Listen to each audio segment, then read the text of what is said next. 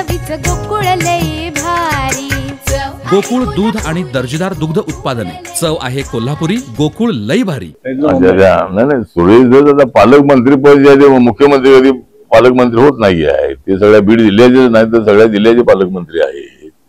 त्यामुळे बीडकडे त्यांचं लक्ष आहेच आहे, अजूनही ते जास्त लक्ष देतील। बीड असेल, परभणी असेल, ज्या ज्या ठिकाणी असे प्रकार घडत आहेत तिथं मुख्यमंत्री जातीने लक्ष घालतील आणि ते ऍक्टिव्ह असणारे मुख्यमंत्री आहेत। त्यामुळं ते तसे महाराष्ट्राचे पालकमंत्री आहेत, तसे बीड जिल्ह्याचे पालकमंत्री ते आहेतच।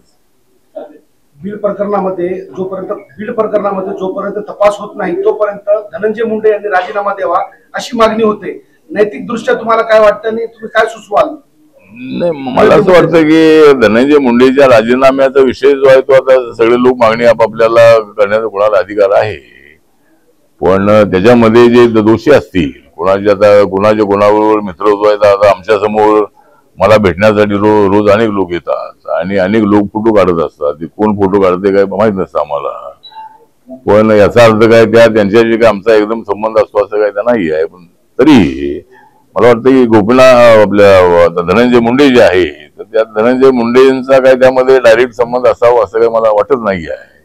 त्याच्यासोबत कुणी जे लोक असतील ओळखीचे, त्यांचा जर त्यांचे संबंध असेल तर त्यांच्यावर मात्र कारवाई होणं अत्यंत आवश्यक आहे आणि त्यांना लवकरात लवकर पकडलं पाहिजे, त्याची पूर्ण चौकशी करावी। कारण जे मला त्या फॅक्टरीवर गेले जे लोक होते तर ते जे लोक होते ते त्या गुन्ह्याच्या तरी सांगण्यावरून गेले होते, खंडणी मागण्यासाठी गेले होते आणि ते त्या ठिकाणी तिथं एक सोनवणे नावाचा मसाजोगचा एक आमचा बौद्ध समाजाचा वॉचमॅन होता, त्याला त्या ठिकाणी मारहाण करण्यात आली आणि त्यानंतर ती तक्रार दिल्यानंतर त्यांना पकडलं होतं, पण त्याला लगेच त्यांना सोडण्यात आलं।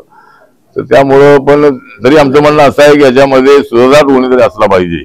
जे मारहाणला गेले होते, ज्यांनी मारहाण केलेली आहे, मर्डर केलेला आहे, त्याच्या पाठीमागे कोणीतरी सुधारणार असला पाहिजे आणि त्याची चौकशी लवकरात लवकर व्हावी आणि त्याला पकडलं पाहिजे अशी आमची मागणी आहे। कोण सूत्रधार आहे असं वाटतं तुम्हाला? कोण आता त्या तपासामध्ये ते ठरेल, आता कोण आहे मी सांगू शकत नाही। जर माझ्याकडे तपास दिला तर मी नक्की त्यासाठी तपास करेन, पण आता कोण तपासामध्ये जो आढळेल तो त्यामध्ये जो असेल त्याला पकडलं पाहिजे। मार्गशीर्ष महिन्याचा महिमा अखंड, सोबत हवं गोकुळ बासुंदी, गोकुळ श्रीखंड।